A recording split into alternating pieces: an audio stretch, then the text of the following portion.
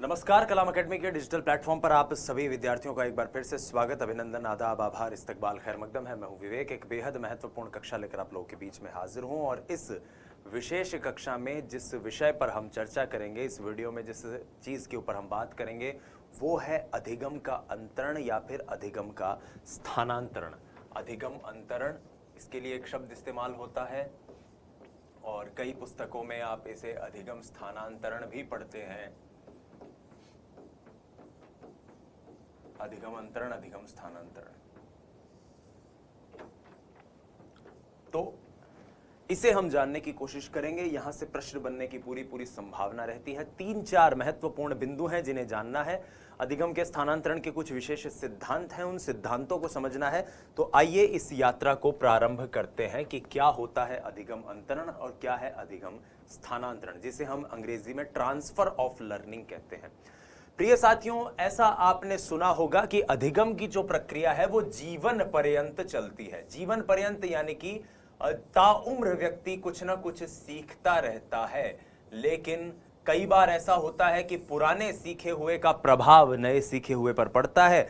पुराना कुछ सीख रखा है, वो नए सीखे हुए को ज्यादा बेटर बना दे। कई बार ऐसा होता है कि पुराना कुछ आपने सीख रखा है तो नया जो आपने सीखा है उसमें समस्या उत्पन्न हो। कई बार कोई समस्या उत्पन्न ही नहीं होती। तो व्यक्ति के जीवन के अधिगम कौशल में अगर एक कौशल, एक अधिगम दूसरे अधिगम को प्रभावित करता है, चाहे वो धनात्मक रूप से करे, चाहे ऋणात्मक रूप से करे, चाहे पॉजिटिवली करे, चाहे नेगेटिवली करे, वो क्या कहलाता है? अधिगम अंतरण या फिर अधिगम का स्थानांतरण। तो लिखना शुरू कीजिए। अधिगम प्रक्रिया में जब पूर्व में सीखे हुए अधिगम या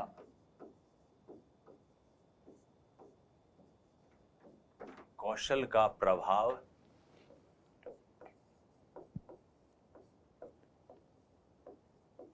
नवीन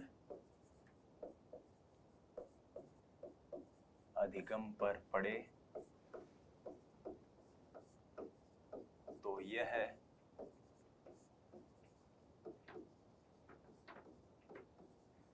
अधिगम स्थानांतरण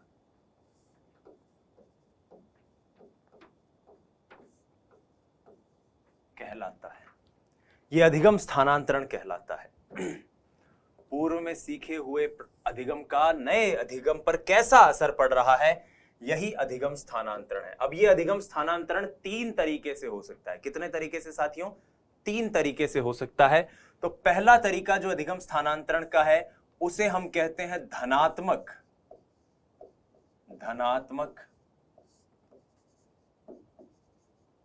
अधिगम अंतरण या स्थानांतरण, कुछ भी कह सकते हैं।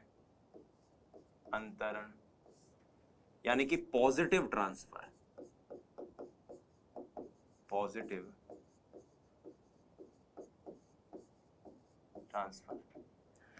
जो आप नया सीख रहे हो उस नए सीखे हुए को पुराना सीखा हुआ सकारात्मक रूप से प्रभावित करे तो ये क्या है?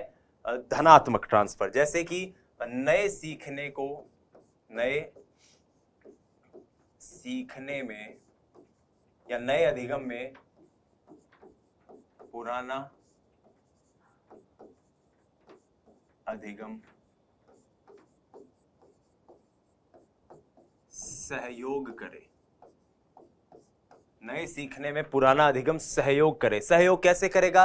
कि आपने कुछ नया सीखा है, उस नए सीखे हुए को पुराना हेल्पफुल कर रहा है। जैसे मान लो आप साइकिल चलाना सीख रहे हो या साइकिल चलाना आप सीख गए। अब साइकिल चलानी आपको आती है और कोई आपको कहे कि भाई अब जो स्कूटी चलाएगा तो स्कूटी में क्या है, साइकिल की तरह पेडल भी नहीं मारने, बस बैलेंस करना है जैसे तू साइकिल में करता था। तो साइकिल चलाना मददगार साबित हुआ स्कूटी सीखने में या स्कूटी चलाने में। ठीक है, तो ये एक तरह से क्या है, धनात्मक अधिगम अंतरण है। लेकिन इसका ठीक उल्टा अगर हो, ठीक उल्टा कैसे, यानी कि वो परिस्थिति जब ऋणात्मक अंतरण हो, ऋणात्मक अधिगम अंतरण, नेगेटिव ट्रांसफर,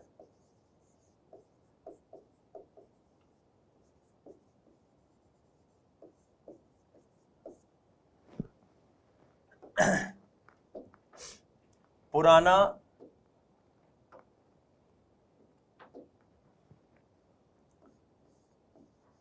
नया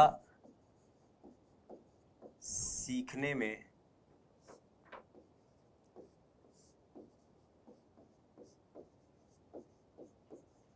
पुराना बाधा पहुंचाए। अब नया सीखने में पुराना कैसे बाधा पहुंचा सकता है? मान लो आप इससे पहले बजाज की मोटरसाइकिल चलाते थे, जो मेरे साथी जानते हैं वो ये जानते हैं कि बजाज की गाड़ियों में अमूमन आगे गियर आते हैं और हीरो होंडा स्प्लेंडर जैसी गाड़ियों में गियर जाते हैं पीछे। तो मान लीजिए आपने बजाज की गाड़ी चलाई जिसके गियर सारे लगते हैं आगे, और फिर आप स्प्लेंडर चला रहे हो। तो कई बार ऐसा होता है कि जब हमने पीछे के गियर वाली गाड़ी चलाई होती है तो हमारे साथ अचानक ऑटोमेटिकली आगे गियर लग जाता है। कई बार ऐसा होता है ना कि भाई हमारा हाथ साफ है, हमारा तरीका है आगे वाले गियर की गाड़ी चलाने में ही, और कई बार कोई ऐसी बाइक चला ले जिस बाइक के गियर पीछे लगते हैं तो गियर डालने या गियर शिफ्ट करने की प्रक्रिया में गियर निकल जाता है। तो यही क्या है, एक तरह से नया सीखने में पुराना बाधा पहुंचा रहा है। तो मैं इसको बजाज और हीरो होंडा के जरिए समझा रहा हूं ताकि आपको इस सरल सी भाषा में समझ में आ जाए। अब देखो, इस प्रक्रिया में दो शब्द बड़े महत्वपूर्ण हैं। ये जो ऋणात्मक अधिगम अंतरण है ये दो तरह से हो सकता है साथियों। धनात्मक आपने समझा कि नया सीख रहे हो, पुराने वाले ने हेल्प करी, नया और बेहतर कर गए। ऋणात्मक अंतरण, नया सीखने में पुराना जो है वो बाधा पहुंचा रहा है। अब ये बाधा ऋणात्मक में दो तरह से पहुंच सकती है। एक कि नया इतना जबरदस्त सीख लिया जाए कि पुराना भूल जाओ, जैसा आप लोग अक्सर कोचिंग वगैरह में या फिर जब खुद से पढ़ते हो तब करते हो कि सर नया तो याद रह रहा है, 2 साल पहले 2 महीने पहले क्या पढ़ा था वो भूला गए सारा। एक ऐसा है कि पुराना इतना जबरदस्त सीख लो कि नया सीखा ही नहीं जा रहा। तो यहां पर दो शब्द आते हैं। पहला शब्द है आपका पूर्वलक्षी। पूर्वलक्षी, इन शब्दों के साथ ही एक निमोनिक्स है, उसे याद रख लेना। पूर्व मतलब पहले का। तो नया अधिगम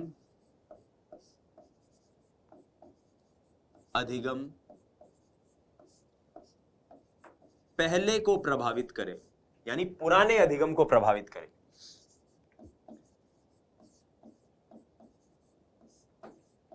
को प्रभावित करे। और एक है प्रतिलक्षी। प्रतिलक्षी का मतलब कि पुराना इतना स्ट्रांग है कि नया सीखा ही नहीं जा रहा। पुराना अधिगम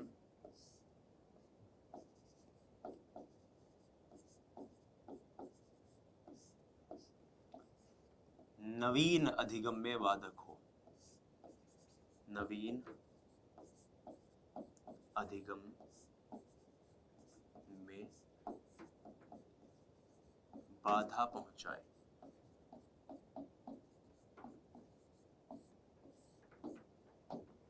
तो ये पूर्वलक्षी है और ये प्रतिलक्षी है। मेरे ख्याल से आपको ये दोनों समझ में आ गए। इसके अलावा एक तीसरा अधिगम और स्थानांतरण हो सकता है। अधिगम स्थानांतरण का एक तीसरा प्रकार और हो सकता है जिसको हम कहते हैं जीरो ट्रांसफर, शून्य स्थानांतरण। यानी नए और पुराने अधिगम में कोई ऐसा तारतम्य ही नहीं है, कोई ऐसी सिमिलैरिटी ही नहीं है, कोई ऐसी समानता ही नहीं है जिससे एक दूसरे को अगर मदद पहुंचाए या एक दूसरे को प्रभावित करे या एक दूसरे में बाधा पहुंचाए, एक दूसरे की सहायता करे, वो क्या होगा? जीरो ट्रांसफर या शून्य स्थानांतरण। तो एक तीसरा शब्द और यहां पर महत्वपूर्ण है और वो क्या है? शून्य स्थानांतरण या शून्य अंतरण, कुछ भी कह सकते हैं आप। Zero transfer.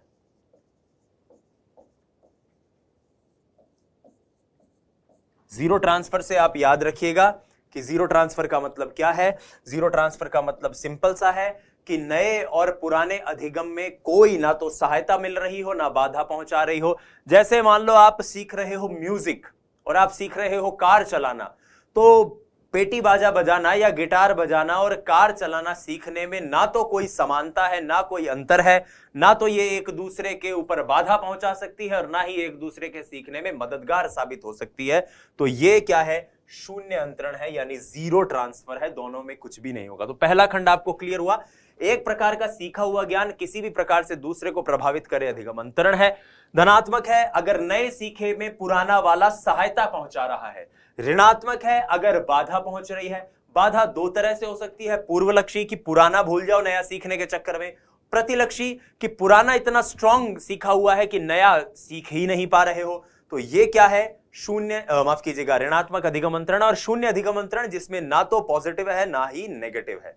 आइए अब बात करते हैं आगे बात करते हैं तो हम अधिगम स्थानांतरण को लेकर तीन मुख्य बिंदु हमारे समझ में आते हैं। क्या है वो तीन मुख्य बिंदु, आइए जान लेते हैं। तीन शब्द यहां पर बहुत ही उपयोगी हैं, जिनमें पहला शब्द है क्षैतिज अंतरण।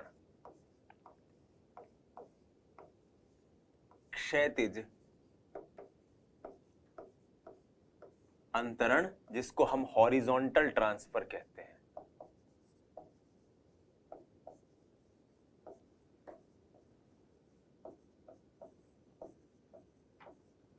दूसरा शब्द यहां पर आता है ऊर्ध्व अंतरण। ऊर्ध्व अंतरण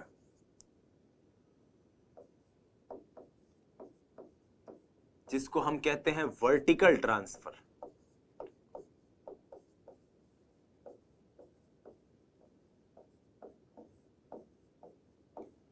और तीसरा है द्विपार्श्विक अंतरण।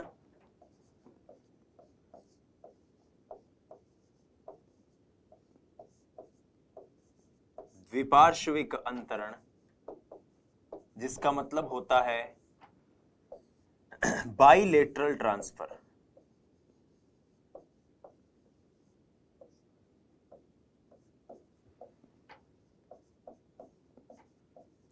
Bilateral transfer. अब ये तीनों क्या है, क्षैतिज अंतरण क्या है, ऊर्ध्व अंतरण क्या है, द्विपार्श्विक अंतरण क्या है, आइए इन तीनों को जानने की कोशिश कर सकते हैं।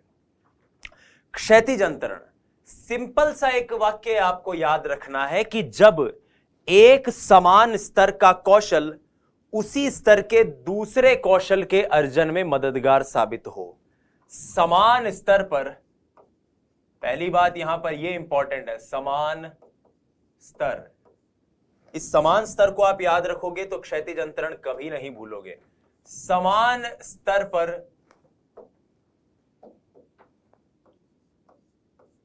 एक अधिगम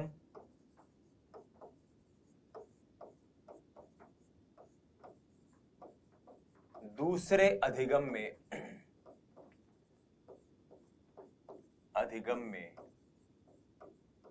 सहायक हो।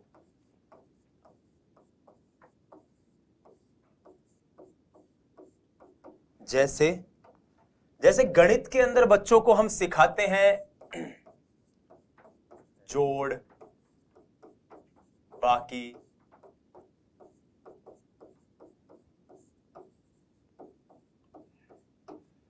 गुणा भाग, ये करीब करीब एक ही अवस्था में बालक के सामने आते हैं। तो अगर जोड़ने का संप्रत्यय उसने समझ लिया तो जाहिर सी बात है ये उसके घटाने के संप्रत्यय में भी मददगार साबित होगा। घटाने का संप्रत्यय, जोड़ने का संप्रत्यय उसने अच्छे सीखा तो हो सकता है वो गुणा का संप्रत्यय अच्छे से सीख पाए। गुणा का संप्रत्यय अच्छे से सीखा तो हो सकता है वो भाग का संप्रत्यय अच्छे से सीख पाए। तो यही क्या है, एक तरह का क्षैतिज अंतरण है। कुछ स्टैंडर्ड रेफरेंस बुक्स क्षैतिज अंतरण में यह भी मानती है कि एक समान शिक्षण स्तर पर बच्चा गणित में कुछ सीख ले।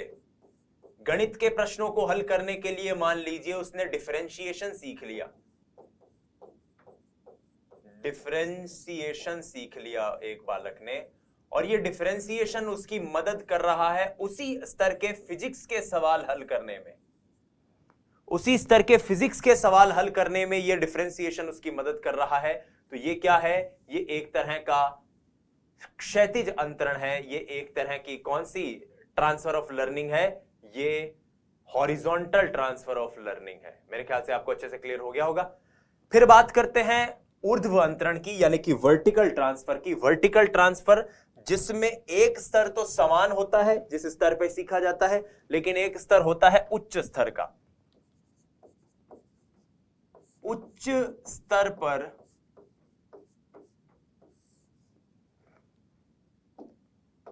उच्च स्तर पर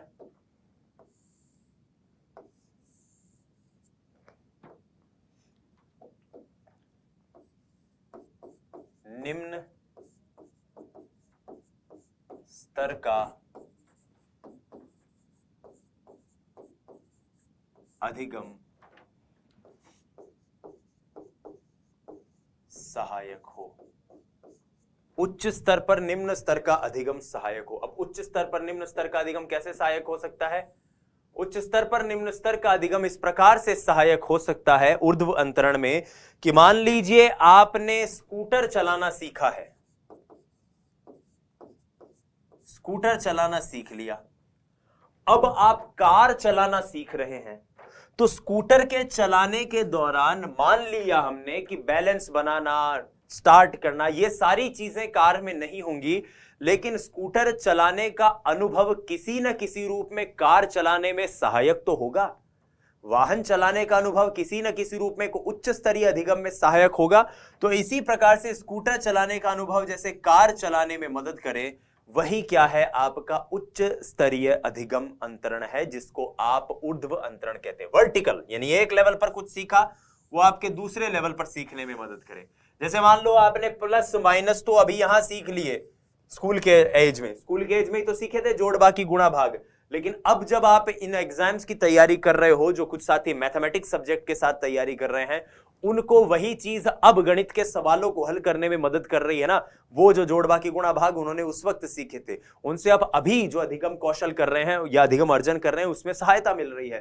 तो यही आपका क्षैतिज और ऊर्ध्व अंतरण है, इसे याद रखना।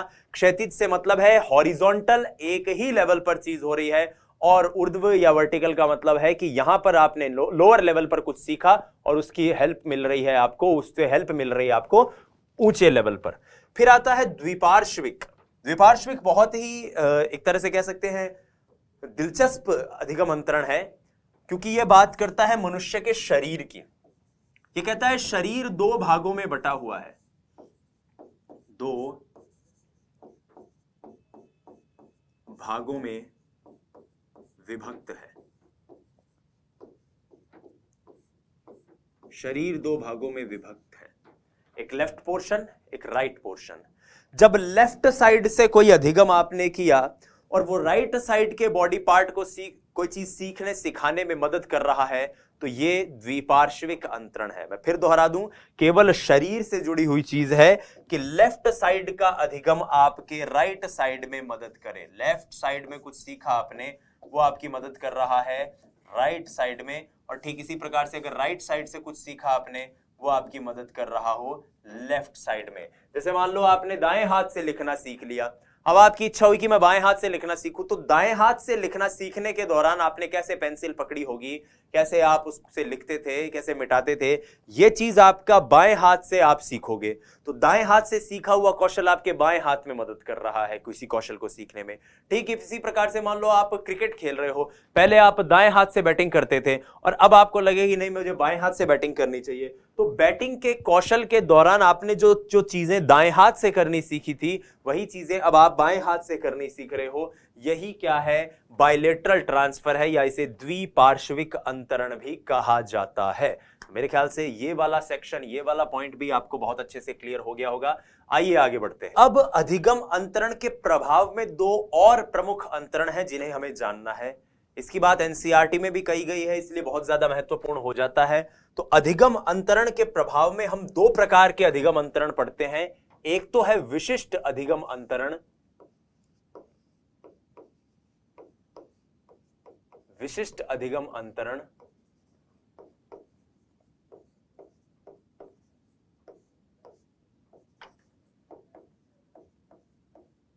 और दूसरा है अविशिष्ट अधिगम अंतरण।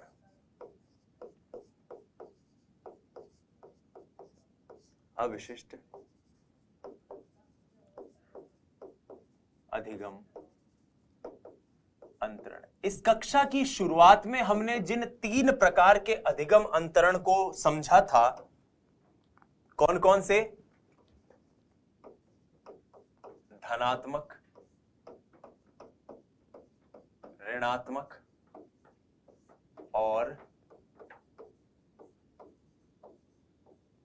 शून्य। ये तीनों विशिष्ट अधिगम अंतरण के अंतर्गत आते हैं कि एक प्रकार का अधिगम एक स्पेसिफिकली दूसरे अधिगम को या तो सकारात्मक रूप से प्रभावित कर सकता है या नकारात्मक रूप से प्रभावित कर सकता है, या फिर उसको शून्य, उस पर प्रभाव उत्पन्न ही ना करे। लेकिन एक और अधिगम अंतरण है जिसको अविशिष्ट अधिगम अंतरण कहते हैं, जिसके अंतर्गत वो दूसरे कार्य को प्रभावित तो नहीं करता, यानी कि उसको जल्दी, माफ कीजिएगा, उसको ऐसा तो नहीं है कि उसको सीखने में ये वाला मददगार साबित हो, लेकिन ऐसा जरूर होता है कि उसको सीखने में, नए अधिगम को सीखने में पुराना अधिगम रास्तों को थोड़ा सा और सरल जरूर बना देता है। अब आप कह रहे हो कि सर ये क्या कहा आपने, हमारे समझ में नहीं आया, तो ध्यान से देखिए, मैं लिखने जा रहा हूं कि अविशिष्ट अधिगम अंतरण में जब पूर्व अधिगम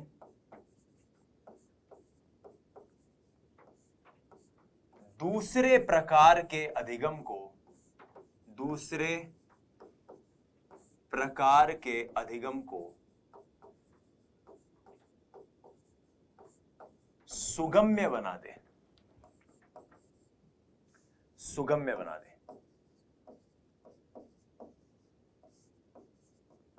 अब ये सुगम्य कैसे बनाएगा, इसको आइए समझते हैं बहुत ही बेसिक एग्जांपल से। आपने अक्सर क्रिकेट खेलने जाते हुए खिलाड़ियों को देखा होगा कि क्रिकेट की खेलने की प्रक्रिया के दौरान पहले उन्हें वार्म अप करवाया जाता है। वार्म अप का मतलब खिलाड़ियों को कसरत करवाई जाती है। आपने क्रिकेटर्स को जब बैटिंग करने फील्ड में उतरते हैं तो देखा होगा कि वो इस तरह से कंधों को मटकाते हुए, हाथ पैरों को ऐसे करते हुए नाचते कूदते हुए जाते हैं। क्यों? ताकि बैटिंग करना सीखने में या बैटिंग करने की प्रक्रिया में आसानी हो। यानी एक प्रकार के अधिगम, उनको जब वार्म अप सिखाया गया तो उस वार्म अप का सीधा सीधा कोई असर नहीं पड़ा उनके क्रिकेट खेलने में, लेकिन उस वार्म अप ने क्रिकेट खेलने को क्या कर दिया, थोड़ा सा सरल बना दिया, थोड़ा सा सहज बना दिया। इसी अविशिष्ट अंतरण के अंतर्गत एक और एग्जाम्पल लिखा हुआ है एनसीईआरटी में, और वो एग्जाम्पल कहता है कि कई बार लेखन कौशल के दौरान, हम एग्जाम में जब लिखना शुरू करते हैं, परीक्षा हॉल में लिखते वक्त, परीक्षा हॉल में ऐसा अक्सर देखने में आता है कि शुरुआत में जब व्यक्ति लिखता है तो उसकी स्पीड बहुत धीरे रहती है, बैठने का तरीका भी प्रभावी नहीं रहता, लेकिन 2-3 पन्ने लिखने के बाद अपने आप एक तरह की स्पीड बनती है और सटासट लिखता हुआ जाता है व्यक्ति, पन्ने दर पन्ने भरता हुआ जाता है, स्पीड भी बढ़ जाती है, हैंडराइटिंग में भी चीजें इंप्रूव हो जाती है।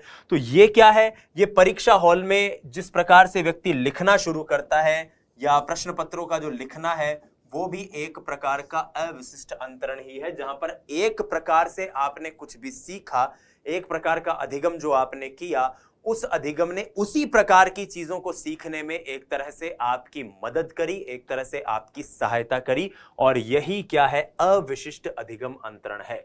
पूर्व अधिगम दूसरे प्रकार के अधिगम को और सुगम्य जहां पर बना दे।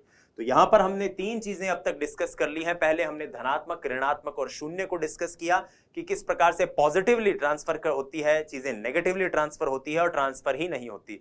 फिर हमने बात करी क्षैतिज अंतरण की, जहां एक ही लेवल पर कोई चीज सीखी हुई उसी लेवल पर दूसरी चीज को हेल्प करे। फिर हमने वर्टिकल की बात करी कि एक लेवल पर कुछ सीखा, उसने दूसरे लेवल पर काम किया। फिर हमने बात करी द्विपार्श्विक की, बायलिटरल की, कि बाएं हाथ से कोई सीखा हुआ कौशल दाएं हाथ की मदद कर रहा है। फिर हमने विशिष्ट और अविशिष्ट अधिगम अंतरण के ऊपर बात जानने की कोशिश की। अब जो हम पढ़ने जा रहे हैं वो है अधिगम का स्थानांतरण के अंतर्गत जितने भी सिद्धांत हैं, कुल 5-6 सिद्धांत हैं जिनके नाम आपको याद करने हैं। जिन सिद्धांतों के साथ उनके प्रतिपादकों के नाम है, वो प्रतिपादकों के नाम भी आपको याद करने हैं।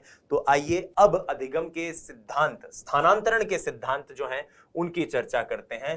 तो लिखते हैं अधिगम, अधिगम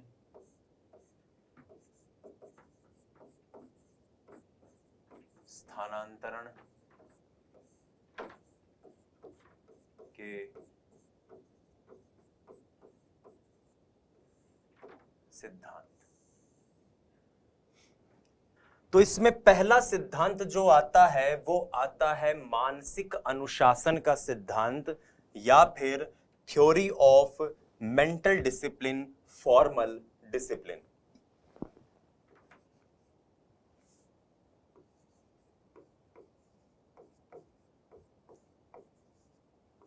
मानसिक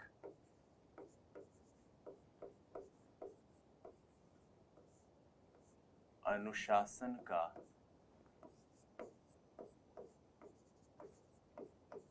सिद्धांत,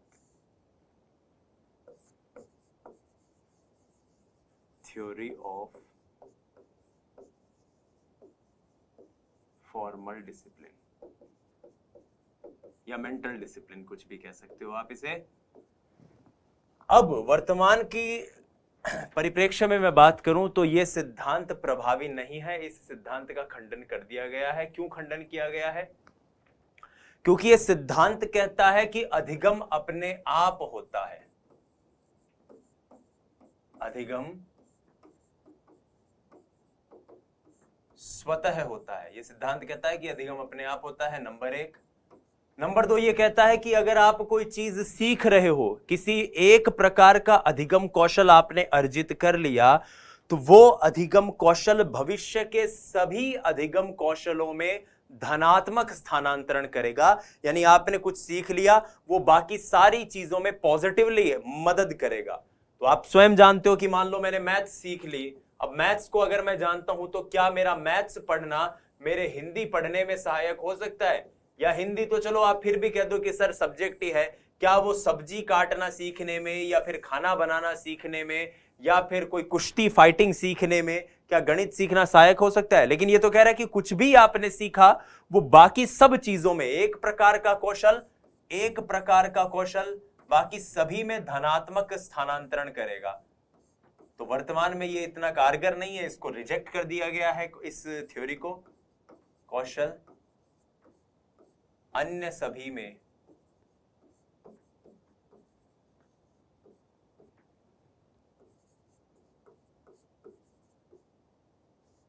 धनात्मक स्थानांतरण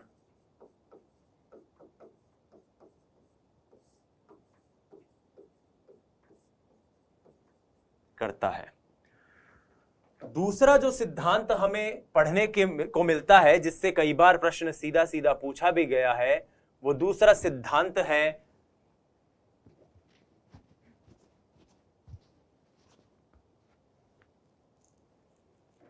समान तत्वों का सिद्धांत, या समान अवयव का सिद्धांत, या फिर अनुरूप तत्वों का सिद्धांत। समान अवयव अनुरूप तत्वों का सिद्धांत।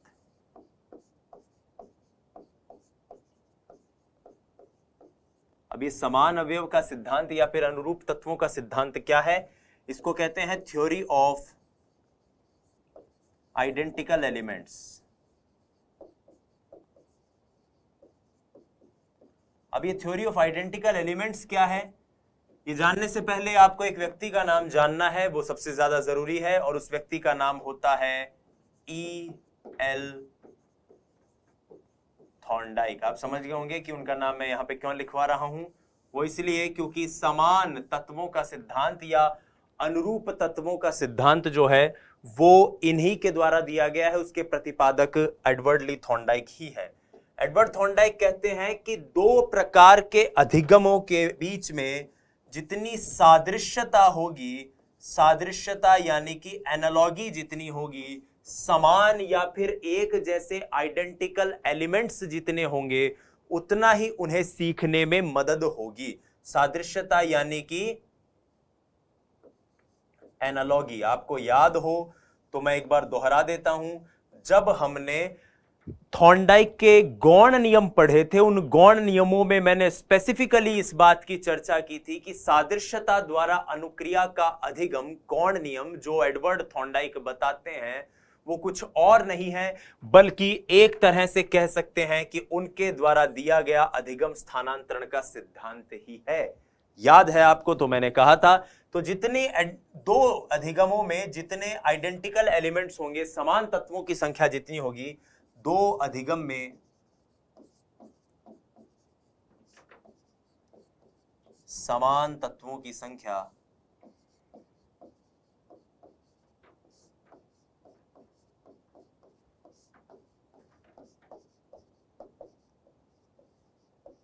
जितनी होगी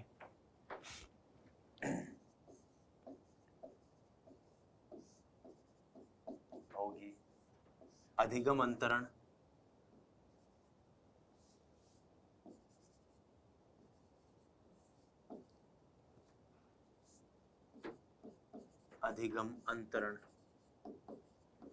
उतना अधिक होगा।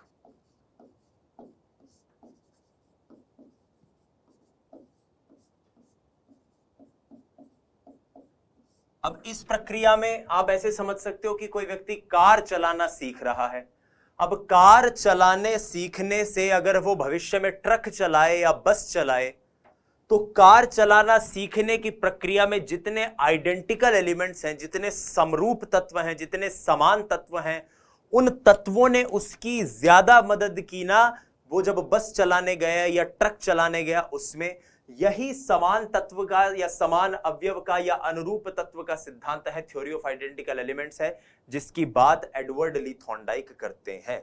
इसके बाद तीसरा सिद्धांत जो आता है वो आता है सामान्यीकरण का सिद्धांत, जिसको थ्योरी ऑफ जनरलाइजेशन भी कहते हैं। तीसरा क्या है?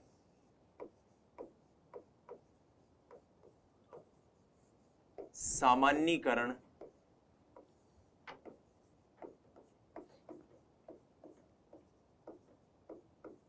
सिद्धांत, theory of generalization. Theory of generalization की बात, सामान्यीकरण के सिद्धांत की बात करने वाले जो मनोवैज्ञानिक हैं उनका नाम होता है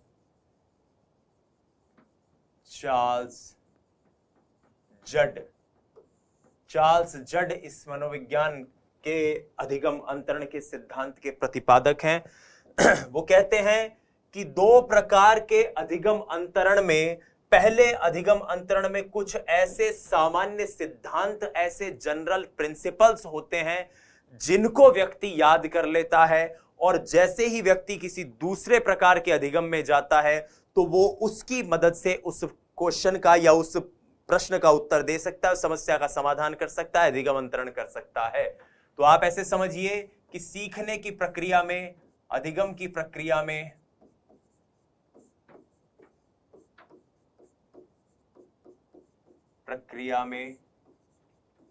व्यक्ति कुछ सामान्य सिद्धांतों को सीख लेता है, सिद्धांतों को सीख लेता है जिसकी मदद से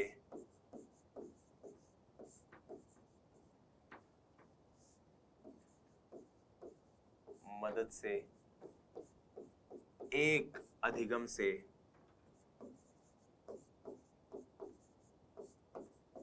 दूसरे में स्थानांतरण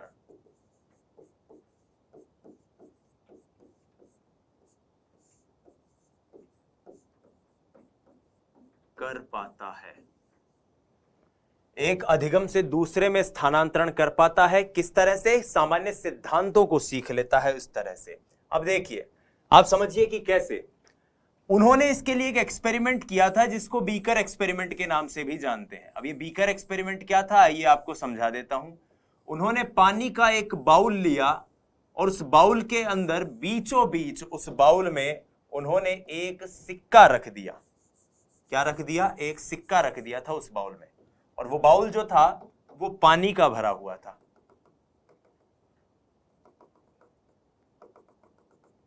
वो बाउल पानी का भरा हुआ था, उसमें बीचों बीच कहीं सिक्का था, और उन्होंने अपने स्टूडेंट्स से कहा कि तुम्हें यहां से एक निशाना बनाना है और सीधा इस सिक्के को किसी पत्थर से या किसी कंकर से हिट करना है, उसे मारना है या उसके ऊपर चोट पहुंचानी है। तो उनके विद्यार्थियों ने कोशिश करी, पूरा एकदम निशाना लगाते थे और उस सिक्के को टच करने के लिए पत्थर या कंकर फेंकते थे, लेकिन कोई भी विद्यार्थी ये कार्य नहीं कर पाया भरे हुए बाउल में। तब उन्होंने परावर्तन या फिर रिफ्रैक्शन का नियम अपने विद्यार्थियों को समझाया कि बेटा देखो, रिफ्रैक्शन का एक नियम होता है, प्रकाश जो है वो आपको जिस तरह से दिखाई दे रहा है दरअसल एग्जैक्टली वैसा है नहीं। प्रकाश किसी भी एक मीडियम से दूसरे मीडियम में जाता है तो उसकी गति बदल जाती है, या फिर किसी भी वस्तु को भी जब आप एक मीडियम से दूसरे मीडियम में जाओगे, पेनिट्रेट कराओगे, तो उसकी गति भी बदल जाएगी। इस प्रकार से भौतिक विज्ञान का एक सरल सा नियम उन्होंने समझाया और कहा भी इस नियम की मदद से तुम कोशिश करो इस बाउल को या इस बीकर को हिट करने की। और जब उनके विद्यार्थियों ने उस बाउल की, उस नियम की मदद से जब उसे हिट करने की कोशिश करी, तो सभी के सभी विद्यार्थी सफलतापूर्वक इस कार्य को कर पाए। और यहां से चार्ल्स जड ने यह सामान्यीकरण का सिद्धांत दिया।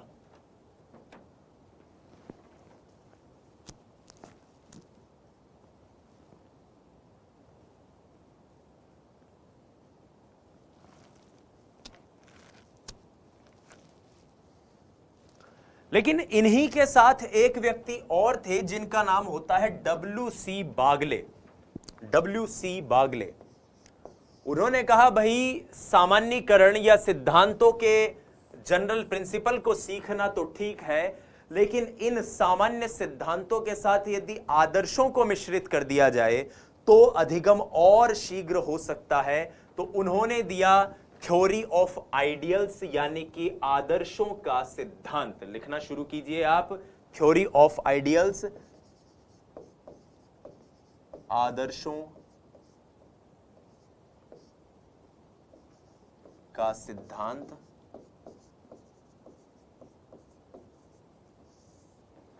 थ्योरी ऑफ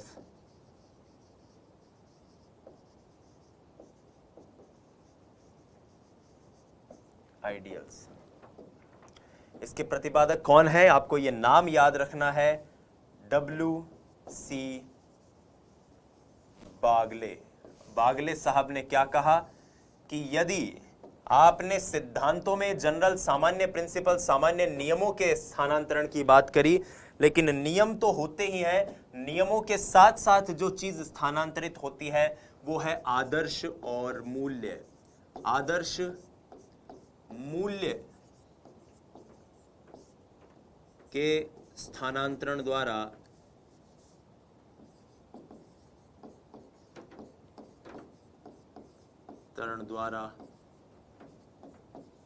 अधिगम शीघ्र होता है। शीघ्र होता है, ये बात W.C. बागले साहब ने कही अधिगम के स्थानांतरण के सिद्धांतों में। छठा स्थान, माफ कीजिएगा, पांचवा जो सिद्धांत इसमें हम पढ़ते हैं वो है आरोपण का सिद्धांत। आरोपण का सिद्धांत, और यह सिद्धांत आपको याद हो तो जब मैंने गेस्टाल्टवाद आपको बताया था तब भी मैंने कहा था कि आरोपण का सिद्धांत कुछ और नहीं है, सूझ का एक परिस्थिति से दूसरी परिस्थिति में स्थानांतरण ही है। आपको याद हो कोहलर के एक्सपेरिमेंट में हमने पढ़ा था। तो यहां पर गेस्टाल्टवादियों का सिद्धांत प्रमुखतः हमारे सामने आता है, जिसका नाम है पक्षांतर का सिद्धांत या आरोपण का सिद्धांत। पक्षांतर का सिद्धांत या आरोपण का सिद्धांत। पक्षांतर का सिद्धांत, ये सारी चीजें आपको नोट्स में लिखी हुई मिलेंगी।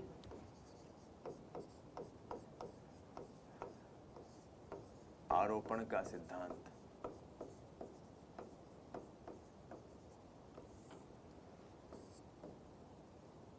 थ्योरी ऑफ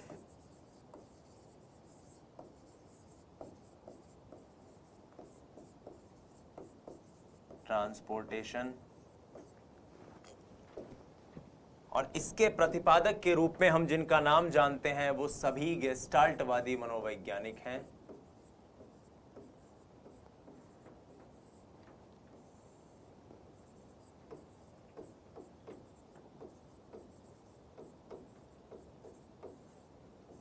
इस सिद्धांत में कुछ भी अलग नहीं है, हमने पढ़ रखा है वही चीज है कि एक परिस्थिति में विकसित हुई सूझ एक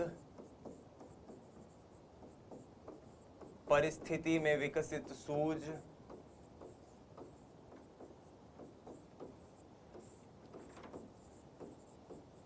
दूसरी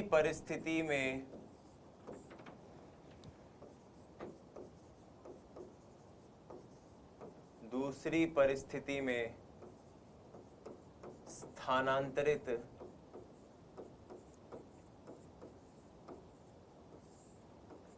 की जा सकती है। फिर यहां पर दो और सिद्धांत बचते हैं। एक सिद्धांत बचता है जिसके बारे में हम कहते हैं सीखना सीखने का सिद्धांत। सीखना सीखने का सिद्धांत।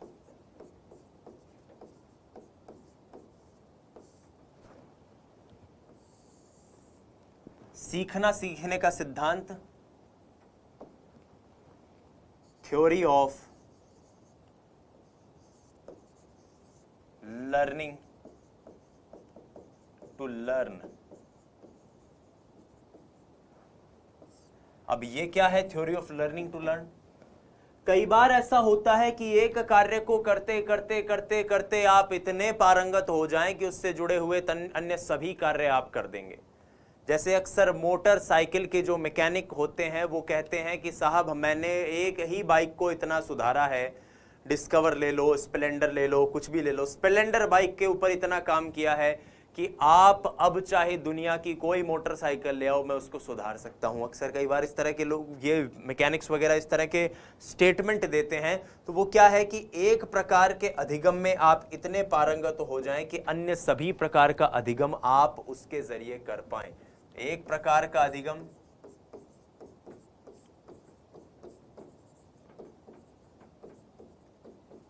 और आपकी मदद किस में कर रहा है? अन्य सभी प्रकार के अधिगम में, उससे मिलते जुलते।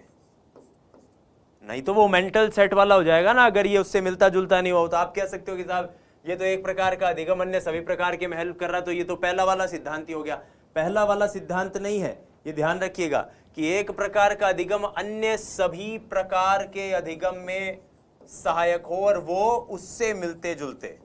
तभी तो मैंने मैकेनिक वाला एग्जांपल दिया। वैसे थोड़ी कि साहब मैं गाड़ी ठीक कर सकता हूं तो अब आप बोलो आप ये मार्कर मेरे को दो, मैं साइकोलॉजी भी पढ़ा सकता हूं, वो नहीं होगा, वो एक अलग चीज है।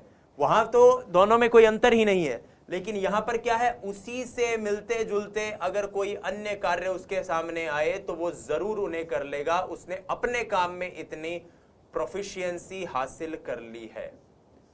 एक और सिद्धांत जिसको हम अधिगम अंतरण के सिद्धांत के अंतर्गत ही कई बार पढ़ते हैं, वैसे अधिगम अंतरण कहना उसके लिए ज्यादा सही शब्द नहीं होगा, वो सिद्धांत है टू फैक्टर थ्योरी, जिसको हम पढ़ते हैं बुद्धि के अंतर्गत।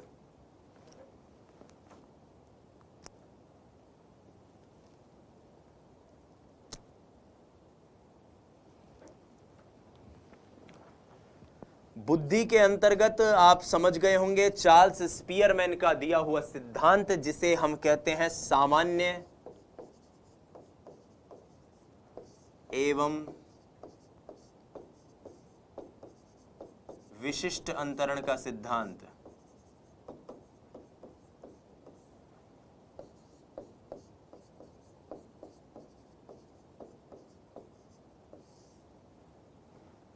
Theory of G and S factor. तो theory of G and S factor कौन है इसके प्रतिपादक? इसके प्रतिपादक हैं चार्ल्स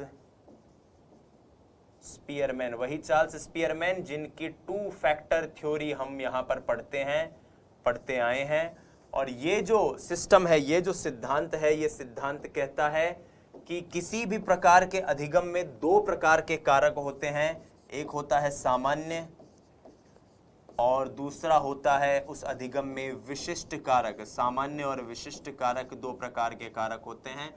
जब भी व्यक्ति अधिगम करता है तो सामान्य कारक स्थानांतरित हो जाता है, सामान्य कारक स्थानांतरित होता है, सामान्य कारक का स्थानांतरण होता है।